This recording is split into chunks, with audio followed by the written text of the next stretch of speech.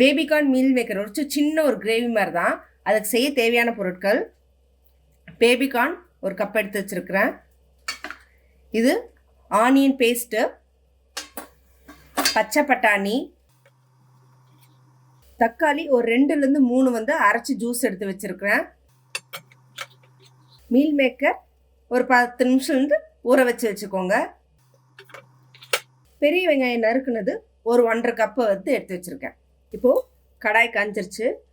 ஒரு 6லேருந்து 7 ஸ்பூன் தேங்காய் எண்ணெய் யூஸ் பண்ணிக்கோங்க. ஏன்னா இதுக்கு வந்து தேங்காய் எண்ணெய் வந்து டேஸ்ட் செமையாக இருக்கும். இல்லை உங்களுக்கு அது பிடிக்காதுன்னா நீங்கள் நார்மலாக யூஸ் பண்ணுற ஆயிலே யூஸ் பண்ணிக்கோங்க. தேங்காய் எண்ணெய் காஞ்சதும் இதில் தாளிக்கிறதுக்கு ஒரே ஒரு சின்ன துண்டு பட்டை, 2 லவங்கம், கொஞ்சமாக சோம்புங்க.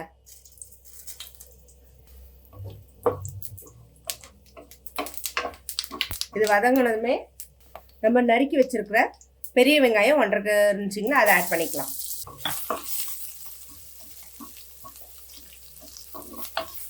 வெங்காயம் கொஞ்சம் வதங்கட்டும். இது வதங்கினதுக்கு அப்புறமா அரைச்சி வச்சிருக்க வெங்காயத்தையும் நம்ம இதில் ஊற்ற போகிறோம். எதுக்குங்க வெங்காயம் தனியாக வெங்காயம் பேஸ்ட் தனியானா?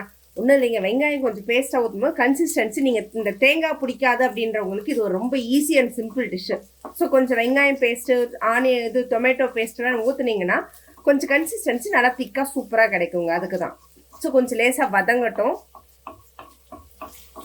இது வதங்கினதுமே அந்த ஆனியனோட பேஸ்ட்டையும் இது கூட சேர்த்து மசாலாலாம் நம்ம ஒன்றுன்னா இன்க்ளூட் பண்ணிக்கலாம். ஸோ வெங்காயம் கொஞ்சம் வதங்கிடுச்சு. இந்த ஸ்டேஜில் வெங்காயத்தோட பேஸ்ட் ஆட் பண்ணிக்கலாம். உங்களுக்கு இந்த ஸ்டேஜில் இஞ்சி பூண்டு பேஸ்ட் வேணும்னா நீங்கள் ஆட் பண்ணிக்கோங்க. நான் இதை ஆட் பண்ணேன். ஏன்னா இஞ்சி பூண்டு பேஸ்ட் ஆட் பண்ண நார்மல் மாதிரி இருக்கும். ஸோ நான் இதை அப்படியே நார்மலாக தான் செய்கிறேன். கொஞ்சம் சால்ட், கிரேவிக்கு எந்த அளவுக்கு வேணுமோ அந்த அளவுக்கு சால்ட் ஆட் பண்ணிக்கோங்க. அதில் அப்படியே அந்த தண்ணியெல்லாம் அப்படியே சுண்டி கொஞ்சம் அப்படியே வதங்கி வரட்டும்.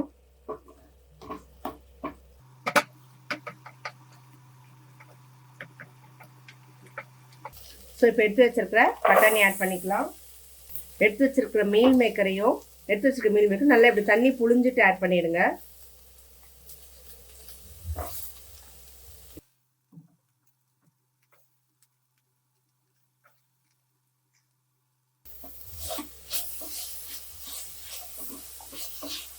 இந்த ஸ்டேஜில் மிளகாத்தூள், மசாலா ஐட்டம் எல்லாமே ஆட் பண்ணிக்கலாம். பெரிய மசாலா ஐட்டம்லாம் ஒன்றும் இல்லைங்க, வீட்டில் யூஸ் பண்ணுற நார்மல் மசாலா மட்டும்தான்.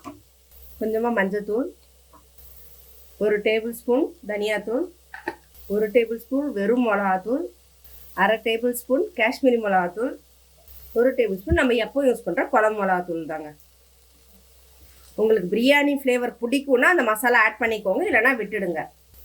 ஒரு 1/4 ஸ்பூன் கிட்ட வந்து கரம் மசாலா.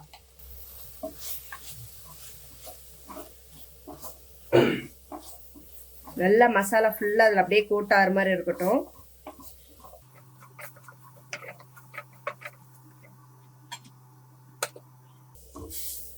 நல்லா ஒரு 2 நிமிஷம் மட்டும் வறுத்தீங்கன்னா போதும். ரொம்ப நேரம் இருக்க வேண்டாம், எல்லா மசாலாலாம் அப்படியே பிடிச்சிரும். ஸோ இப்போ இந்த ஸ்டேஜில் நம்ம அரைச்சி வச்சிருக்கிற தக்காளியை ஆட் பண்ணிடலாம்.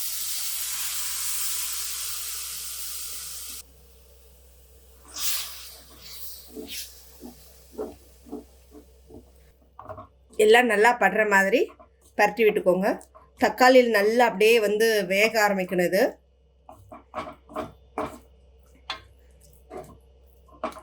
இது பட்டாணி மீல் மேக்கர் கொஞ்சம் வெந்ததுக்கு அப்புறமா நம்ம வந்து கட் பண்ணி வச்சிருக்கிற பேபிகார்ன் ஆட் பண்ணிக்கலாம். ஸோ ஒரு 10 நிமிஷம் நல்லா வந்து தட்டு போட்டு நல்லா மூடி வச்சிடலாம். நல்லா அப்படியே அதில் குக் ஆகட்டும். ஃப்ளேம் வந்து எந்த காரணம் கூட ஹை ஃப்ளேம் ஏற்றிடாதீங்க, மீடியம்லேயே வச்சுக்கோங்க. இப்போ எடுத்துருவோம். பார்க்கறதுக்கே சூப்பராக அப்படியே கலர்ஃபுல்லாக செமையாக இருக்குங்க.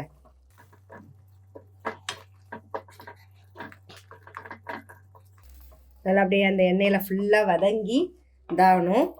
இப்போது இந்த ஸ்டேஜில் நம்ம என்ன பண்ணுவோம், கட் பண்ணி வச்சுருக்கிற பேபிகார்ன் ஆட் பண்ணேன். ஏன்னா பேபிகார்ன் வந்து சீக்கிரம் சட்டுன்னு வெந்துடும். அதனால் பேபிகார்ன் வந்து கொஞ்சம் நீளமாக இந்த மாதிரி பெருசாக போட்டுக்கோங்க. அப்போ தான் வந்து சாப்பிட்றதுக்கு நல்லாயிருக்கும்.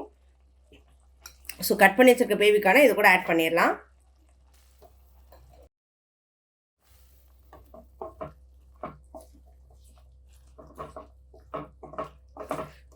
இது கூட இந்த பீன்ஸு, கேரட்டு, முட்டைக்கோஸெல்லாம் எதுவும் ஆட் பண்ணாதீங்க. காலிஃப்ளவர் இருந்தால் காலிஃப்ளவர் ஆட் பண்ணிக்கோங்க, செமையாக இருக்கும் டேஸ்ட் அது கூட. ஸோ இல்லை அப்படின்னா இந்த மாதிரி வெறும் பேபிகார்ன் கூட வெறும் மீல் மேக்கர் பட்டாணி மட்டும் போட்டு ஆட் பண்ணலாம். இல்லை ப்ராக்கலி கிடச்சதுனாலும் நீங்கள் ப்ராக்கலியும் போடலாம். ஏன்னா ஆனால் ப்ராக்கலி வந்து கொஞ்சம் ஃப்ளேவர் மாற்றும். உங்களுக்கு ஓகே அப்படின்னா நீங்கள் அதை ஆட் பண்ணிக்கோங்க. நல்லா மீடியம் ஃப்ளேம் வச்சு இதில் அப்படியே நல்லா வந்து வேக விடுங்க. தண்ணி எதுவும் ஆட் பண்ண வேண்டாம். நல்லா எண்ணெய் பிரிஞ்சு வரும்போது அப்போ நம்ம வந்து லைட்டாக தண்ணி ஆட் பண்ணி கன்சிஸ்டன்சி நம்ம பார்த்துக்கலாம். இப்போ இதை வந்து என்ன பண்ணோம், தட்டு போட்டு மூடி வச்சிடலாம். இப்போது ஓப்பன் பண்ணிக்கலாம். சூப்பராக வந்துருச்சு. நிறைய எண்ணெய்லாம் லேசாக நல்லா அப்படி பிரிஞ்சு வருது. ஸோ இந்த ஸ்டேஜில் கொஞ்சம் தண்ணி ஊற்றிட்டு நல்லா வந்து கொதிச்சு திக்கானதுமே நம்ம இறக்கிக்கலாம். கிரேவிக்கு எந்த அளவுக்கு வேணுமோ அந்த அளவுக்கு தண்ணி ஊற்றிக்கோங்க. நல்லா ஹை ஃப்ளேம் வச்சு நல்லா கொதிக்க விடுங்க.